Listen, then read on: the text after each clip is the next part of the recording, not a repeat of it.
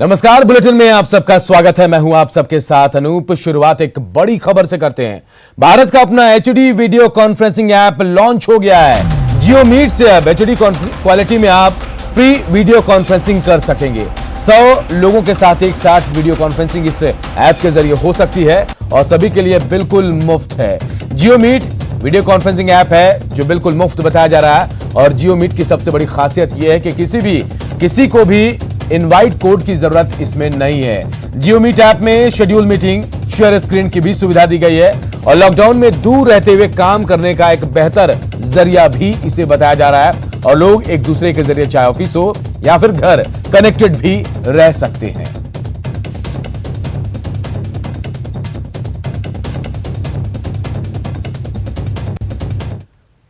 पिछले 30 दिनों में चीन को लेकर देश के लोगों की भावना को समझने के लिए न्यूज 18 ने 3 सर्वे किए।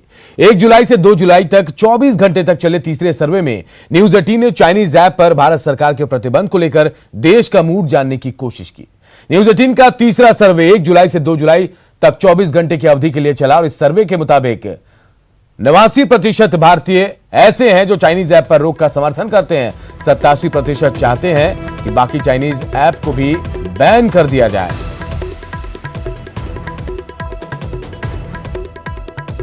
और देखिए 78% भारतीय ऐसे हैं जो मानते हैं कि चाइनीज ऐप उपयोगकर्ता की जासूसी भी करते हैं, जबकि 57% लोग हैं जो कहते हैं कि भारतीय नियमों का पालन करने पर ना हटे प्रतिबंध। 77% ऐसे लोग हैं जो प्रतिबंध हटने पर भी नहीं उपयोग करेंगे चाइनीज ऐप, ये कह रहे हैं। 72% लोग ऐसे हैं जो मानते हैं कि प्रोडक्ट पर मेड इन चाइना लिखे ई कॉमर्स कंपनियां हैं। 82% लोग ऐसे हैं जो हुआई और जेटी टेलीकॉम उपकरणों पर भी प्रतिबंध के पक्ष में हैं। 89% भारतीय चाइनीज ऐप पर रोक का समर्थन भी कर रहे हैं।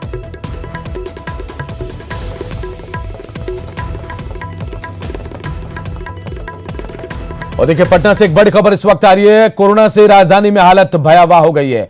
पटना सिटी, दीघा, कंकड़बाग, गोला रोड में बुरी स्थिति है। पटना में कोरोना पॉजिटिव मरीज अब 947 हो गए हैं।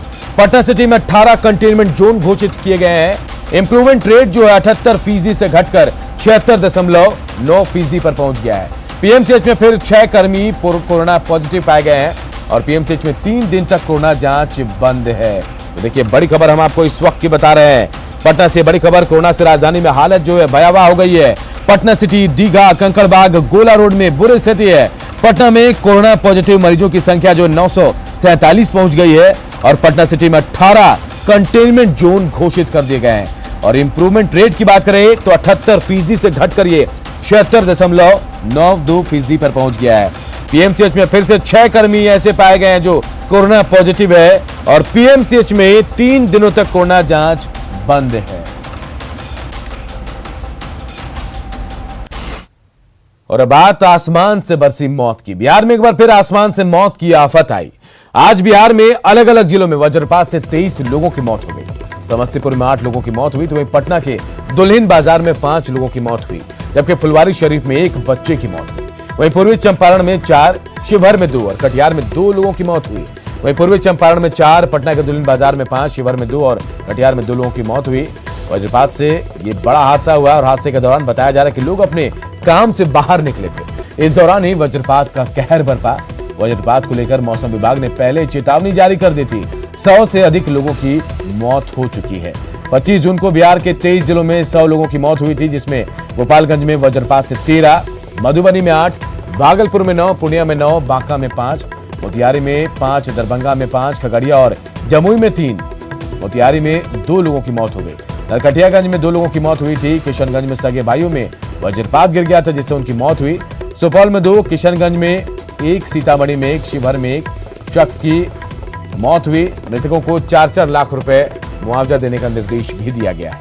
इसके साथ ही सीएम नीतीश कुमार, पीएम मोदी समेत कई नेताओं ने मौत पर शोक भी जताया है। और देखिए 3 तस्वीरें हम आपको दिखा रहे हैं। इन तस्वीरों के जरिए आप समझ सकते हैं कि मौत की जो आफत आसमान से ये कितनी भयावह थी। देखिए पहले में देखिए 8 लोगों की मौत थे, समस्तीपुर की ये खबर है। दूसरे में शिवहर की तस्वीर आपको दिखा रहे हैं जहां 2 लोगों की मौत हुई है और तीसरी तस्वीर जो है कटिहार की, यहां भी आज 2 लोगों की मौत हुई वज्रपात से। समस्तीपुर के रोसड़ा बटहा गांव में ठनका गिरने से 2 बच्चों सहित 3 की मौत हो गई। पूसा थाना क्षेत्र के मोरसंड गांव में वज्रपात से एक बुजुर्ग की मौत हुई। मुफस्सिल थाना क्षेत्र के भोईदारा वार्ड 11 में वज्रपात से एक शख्स की मौत हो गई। मृतक की पहचान सुरेश महतो के रूप में हुई है। वहीं मुसरी घरारी थाना क्षेत्र के चैनपुर गांव के वार्ड संख्या 3 में एक 12 साल के बच्चे की मौत हो गई, जबकि विभूतिपुर थाना क्षेत्र के 2 अलग अलग गांव में आज वज्रपात से 2 युवक गंभीर रूप से झुलस गए, लेकिन अस्पताल जाने के दौरान दोनों की मौत हो गई। आम के आदमी जो जिनकी मृत्यु हुई है इस घटना में, वो गाछी लिए हुए थे व्यापार के लिए, आम का बगीचा, और उसमें जब वर्षा और वज्रपात जोर से गरज होने लगा तो घर जाने के लिए, भागने के लिए लोग सड़क पर आए। इसी बीच वज्रपात हो गया और तीनों का मृत्यु हो गया। उसमें 2 बच्चा और एक रुदल पासवान जिनका उम्र 30 वर्ष का था। समाज कल्याण विभाग से मांग करते हैं कि उनके आश्रित को सही मुआवजा दिया जाए ताकि उनके जीवन यापन सुलभ हो सके। ये हमारा मांग है। ये दुखद घटना है। इधर पटना के दुल्हिन बाजार में भी अलग अलग जगहों पर वज्रपात में 5 ग्रामीणों की मौत हो गई, जबकि 2 लोग बुरी तरह से झुलस गए। दोनों को दुल्हिन बाजार के पीएचसी में भर्ती कराया गया। ये सभी खेत में काम कर रहे थे, तभी तेज बारिश के साथ आसमान से बिजली गिर पड़ी।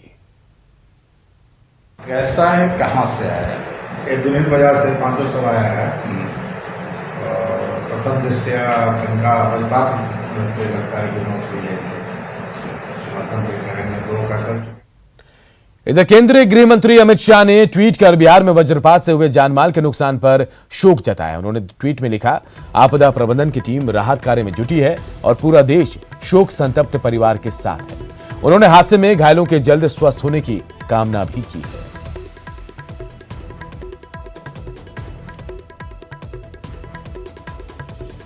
तो देखिए, देश के गृह मंत्री अमित शाह ने भी बिहार में वज्रपात से जो मौत हुई है उसे लेकर दुख जताया है। अमित शाह ने ट्वीट कर कहा कि आपदा प्रबंधन की टीम राहत कार्य में जुटी है। पूरा देश जो है इस वक्त शोक संतप्त परिवार के साथ है।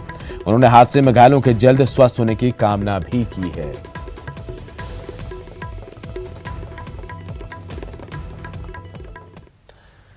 भागलपुर के जगदीशपुर थाना क्षेत्र के नीमा मोड़ के पास आरजेडी विधायक रामविलास पासवान की गाड़ी सड़क हादसे में दुर्घटनाग्रस्त हो गई। इसमें विधायक के सिर में चोट आई है। उनका इलाज JLNM-CH में चल रहा है। आरजेडी विधायक जगदीशपुर से बैठक में भाग लेकर अपने घर लौट रहे थे, तभी ये हादसा हो गया।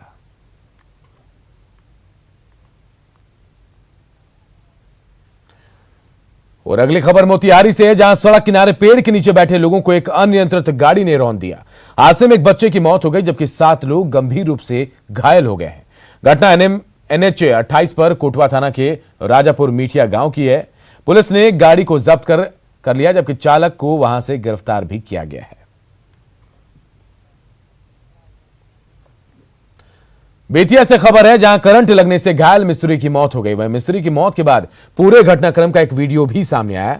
इसमें युवक करंट लगने के बाद पोल पर ही लटका हुआ दिखाई दे रहा है। इसके थोड़ी देर बाद वो नीचे गिर जाता है, जिसे लोगों ने किसी तरह बाहर निकाला। उसे अस्पताल भी पहुंचाया गया, लेकिन इलाज के दौरान उसकी मौत हो गई। बताया जा रहा है कि 2 दिन पहले मझौलिया थाना क्षेत्र के बखरिया गांव का रहने वाला राजेश कुमार गांव के दूसरे टोले में बिजली ठीक कर रहा था और करंट लगने से उसकी वहीं पर मौत हो गई। मौत के बाद ग्रामीणों में आक्रोश है और लोग पूरे मामले में जांच कर दोषियों पर कार्रवाई की मांग कर रहे हैं।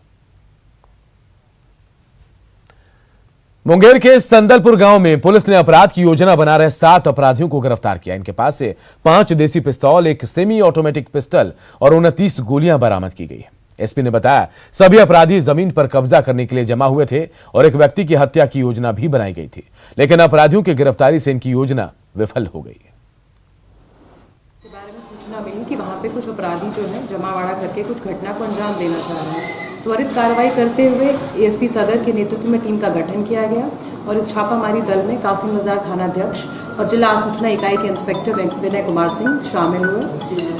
घटना स्थल से मनोज यादव तथा उसके 6 और साथियों को गिरफ्तार किया गया। इन लोगों के ऊपर विवादित भूमि पे जबरन कब्जा कराने, रैकेट चलाने जैसे संगीन आरोप है। बेतिया में असामाजिक तत्वों ने एक दलित परिवार के 8 घरों को आग के हवाले कर दिया। गनीमत ये रही कि अगलगी की इस घटना में कोई हताहत नहीं हुआ, लेकिन घर का सारा सामान जलकर राख हो गया।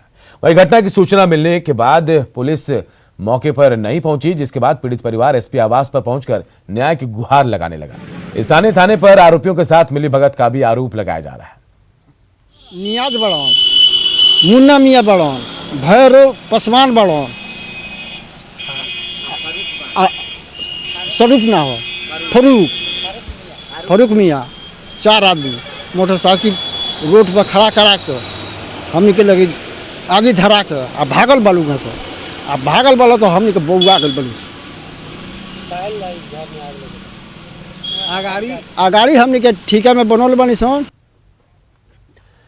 पूर्णिया के बायसी अनुमंडल के कई गांवों में महानंदा, कनकई और परमान नदी से तेज कटाव हो रहा है। इसके चलते दर्जनों घर के साथ साथ कीमती सामान तक नदी में समा गए। ताराबाड़ी, कपरिया, बनगामा और जंडूब जैसे पंचायतों में हालत सबसे ज्यादा खराब है। सिलमबाड़ी, नागरा टोला के कई घर नदी में विलीन होने के कगार पर है। हर साल कटाव का दंश झेलना इन ग्रामीणों की नियति बन गई है। 4 बार 5 बार कटा। ताराबाड़ी पंचायत करते करते वो समाप्ति के कगार पर आ गया है।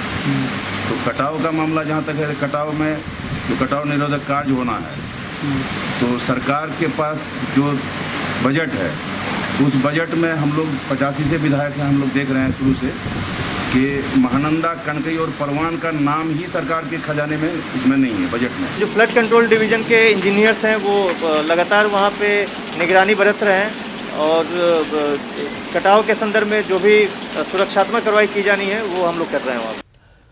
इधर बिहार कांग्रेस ने आज से डिजिटल सदस्यता अभियान की शुरुआत की है। पार्टी के प्रदेश मुख्यालय सदाकत आश्रम से इस अभियान की शुरुआत हुई। कार्यक्रम में बिहार कांग्रेस के तमाम नेता मौजूद रहे, जबकि पार्टी प्रभारी शक्ति सिंह गोहिल और प्रभारी सचिव वीरेंद्र राठौर ने दिल्ली से वीडियो कॉन्फ्रेंसिंग के जरिए नेताओं को संबोधित किया। शक्ति सिंह गोहिल ने कहा कि अगर पार्टी सत्ता में आती है तो सेवा मॉडल के हिसाब से शासन करेगी, जबकि सदानंद सिंह ने कहा कि सदस्यता अभियान को बड़े पैमाने पर चलाया जाएगा ताकि संगठन को मजबूती मिल सके। जो इसमें सजग कार्यकर्ता थे, ईमानदार कार्यकर्ता थे, उन्हें अपना पूरा मार्क्स मिलेगा, उनकी उपलब्धि को आला कमान जानेगी। इसलिए हम लोग इसको पूरे जोर से, काफी उत्साह से इस कार्य को करने में लग जाए। आज बिहार बहुत पीछे चला गया है। कांग्रेस जन ही हम लोग कमजोरी के साथ हैं। यदि मजबूती के साथ हम गांव-गांव चलेंगे तो जनता हमें आलिंगन करने के लिए तत्पर है। आवश्यकता इस बात की है कि हम कांग्रेस जन जाएं, जनता के बीच जाएं और जन समस्याओं के साथ साथ जनता के दुख दर्दों में शामिल हों। भागलपुर प्रमंडलीय आयुक्त वंदना किनी ने श्रावणी मेले के आयोजन को लेकर बिहार और झारखंड सरकार की ओर से किसी तरह की सूचना नहीं होने की बात कही है। उन्होंने कहा, चूंकि श्रावणी मेला आयोजन बिहार और झारखंड सरकार से जुड़ा हुआ है और इस दिशा में बिहार सरकार की ओर से अब तक किसी तरह का फैसला नहीं लिया गया है। आया है ना झारखंड सरकार में या बिहार सरकार में अभी कोई सूचना नहीं है। मैंने प्रयास किया था बात करने के लिए दुमका कमिश्नर के यहाँ भी, लेकिन अभी शायद वो पद रिक्त है तो इसीलिए नहीं बात हो पाई। लेकिन श्रावणी मेला का अभी कोई निर्णय हम लोग को संशोधित नहीं है सरकार। सुशांत सिंह राजपूत केस में मुंबई पुलिस संजय लीला भंसाली से पूछताछ करेगी। पुलिस भंसाली को पूछताछ के लिए बुलाएगी। इसके अलावा यशराज बैनर के कास्टिंग डायरेक्टर शानू शर्मा से भी पूछताछ होगी। खबर यह भी है कि पुलिस शेखर कपूर और कंगना रनौत को भी पूछताछ के लिए बुलाएगी। बताया जा रहा है कि भंसाली से पुलिस रामलीला और बाजीराव मस्तानी को लेकर पूछताछ करेगी। सूत्रों से मिली जानकारी के मुताबिक रामलीला और बाजीराव मस्तानी फिल्म सुशांत को मिलने वाली थी, लेकिन यशराज के कॉन्ट्रैक्ट की वजह से सुशांत ये फिल्में नहीं कर सके और इसी को लेकर सुशांत और यशराज के बीच रिश्ते खराब हुए थे। इधर कला संस्कृति मंत्री प्रमोद कुमार ने अभिनेता सुशांत सिंह राजपूत की मौत मामले में भारत सरकार से उच्च स्तरीय जांच या सीबीआई जांच की मांग की है। मंत्री ने महाराष्ट्र सरकार की कार्यशैली पर के साथ साथ जांच पर भी सवाल उठाया और कहा, राज्य सरकार पर भरोसा नहीं है। कला संस्कृति मंत्री प्रमोद कुमार से बातचीत के हमारे सहयोगी रजनीश कुमार ने। में बिहार के कला संस्कृति मंत्री प्रमोद कुमार भी सरकार से मांग कर रहे हैं, साथ ही जो महाराष्ट्र सरकार जांच कर रही है उस पर सवाल उठा रहे हैं कि सीबीआई जांच होनी चाहिए। पूरे मामले पर भारत सरकार जो है एक कमेटी गठन करे या फिर सीबीआई जांच करे। भारत सरकार उच्च स्तरीय जांच करे। भारत सरकार के इस क्षेत्र के हम लोगों के लोकप्रिय सांसद, जो सीबीआई हो या अन्य जो उच्च स्तरीय जांच हो, क्योंकि महाराष्ट्र के सरकार के ऊपर बिहार की जनता की भरोसा नहीं है अगर महाराष्ट्र की सरकार कुशल रहती तो ये घटना ही नहीं घटित होता। पूरे बिहार के जो भी कला प्रेमी लोग हैं वह मान रहे हैं कि बिहार के गौरव कलाकार के साथ ये समझा जाए कि बहुत बड़ा अनर्थ हुआ है। इसको लेकर आप सीएम नीतीश कुमार तक कुछ जवाब नहीं दे पाए हैं। आप कला संस्कृति मंत्री हैं बिहार के, कलाकार डरे हुए, आप बात करेंगे सीएम से? देखिए, ये विषय स्वयं में महाराष्ट्र सरकार और भारत सरकार का अधीनस्थ है। राज्य सरकार के इसमें कोई पहल की जरूरत नहीं है। तो हमारे साथ प्रमोद कुमार मंत्री थे, सीधा कह रहे हैं कि हर बिहारी सब पर भारी। कलाकारों को ये कहीं ना कहीं भरोसा दे रहे हैं कि जहां भी रहें मन लगाकर काम करें, और भारत सरकार से एक उम्मीद है इनको कि उच्च स्तरीय जांच होगी, क्योंकि राज्य सरकार जिस तरह से महाराष्ट्र सरकार कार्रवाई कर रही है उस कार्रवाई से कला संस्कृति मंत्री के साथ साथ बिहार के लोग नाखुश हैं और लगातार उच्च स्तरीय जांच के साथ साथ सीबीआई जांच की मांग कर रहे हैं। कैमरामैन मनीष जुनेजा के साथ रजनीश कुमार, न्यूज़ 18 पटना। चुनावी जीत के लिए हर पार्टी हर दाव आजमाने की कोशिश कर रही है, चाहे शरद परिवार की हो या फिर विरोधी की। आरजेडी ने एक बार फिर कुछ इसी तरह की चाल चली, जिसने एक नया सवाल खड़ा कर दिया है।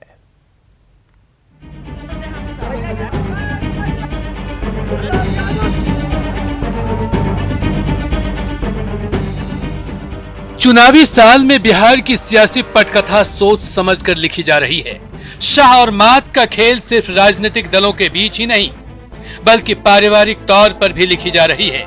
इसी कड़ी में गुरुवार को आरजेडी की ओर से एक ऐसी चाल चली गई जो एक तीर से दो शिकार कर गई। दरअसल आरजेडी ने ऐश्वर्या राय की बहन करिश्मा राय को आरजेडी की सदस्यता दिला दी। तेजस्वी की इस चाल ने चंद्रिका राय को भी संदेश दिया और अपने लिए राजनीतिक जमीन भी तलाश ली। हालांकि जब करिश्मा से ये सवाल किए गए तो उन्होंने धर्म के सहारे सियासी जवाब देकर इसे खारिज कर दिया। इसका सच्चाई से कोई लेना देना नहीं है, ये सारी काल्पनिक बातें हैं। मैं इस पे कुछ नहीं कहना चाहूंगी क्योंकि इसका कोई यथार्थ नहीं।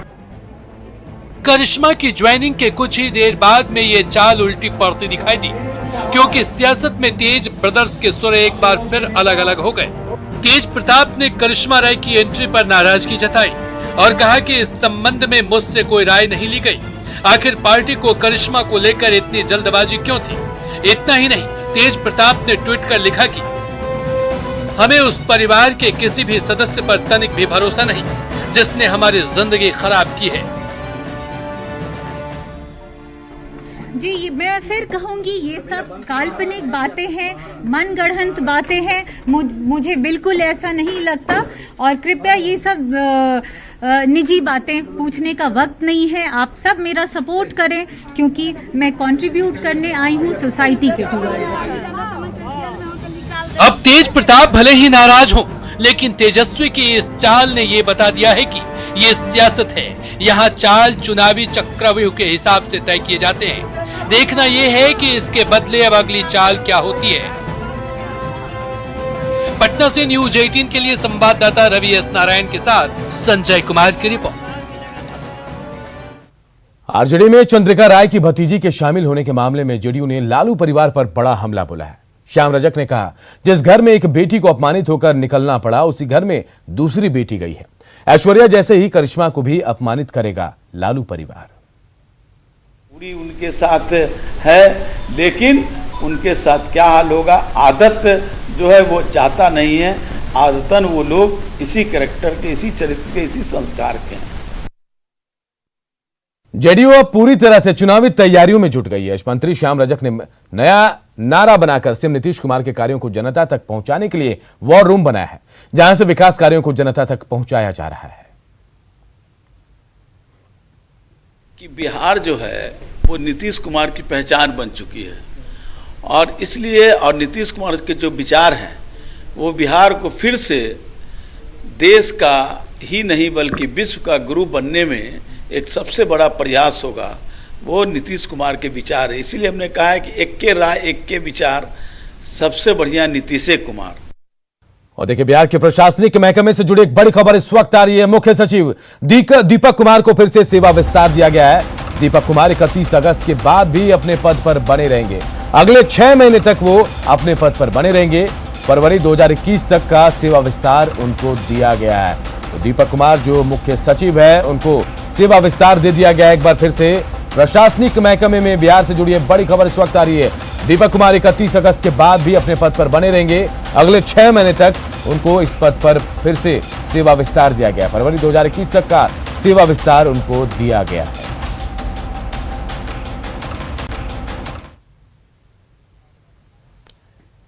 क्या कभी आपने बिना मिट्टी के पौधे को देखा है? अगर नहीं देखा तो आइए आज हम आपको दिखाते हैं बिना मिट्टी के पौधों का पूरा बागीचा, वो भी गमलों में नहीं बल्कि ऐसे बेकार चीजों में जिसे हम कचरा समझकर फेंक देते हैं।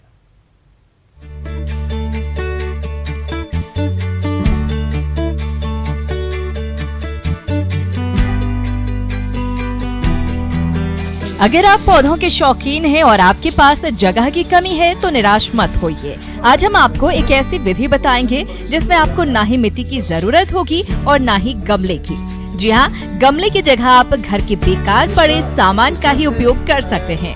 ये घर डॉक्टर मोहम्मद जावेद आलम का है, जो एक शोधकर्ता भी हैं। इनका पूरा घर ही एक गार्डन है, जो जल कृषि पद्धति की एक मिसाल है।